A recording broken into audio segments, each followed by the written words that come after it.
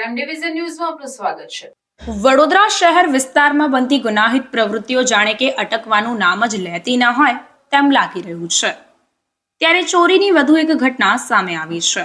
સૂત્રો પાસેથી મળતી માહિતી અનુસાર વડોદરા શહેરના આજવા રોડ પર આવેલ D210 સબીના સોસાયટીમાં સવારના સમયે 11 થી 12 વાગ્યાના સમયગાળા દરમિયાન એક વ્યક્તિ ભીખ માંગવા આવ્યો હતો અને ત્યારબાદ તે ફરિયાદીના ઘરમાં ઘૂસીને iPhone 15 પ્લસ ચોરી કરીને લઈ ગયો હતો।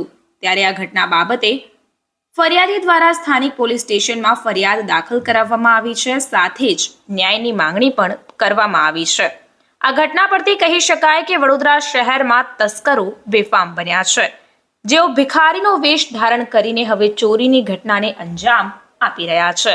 ત્યારે આ બાબતે કાયદેસરની કાર્યવાહી કરવામાં આવે છે કે કેમ તે તો હવે આવનાર સમય જ બતાવશે।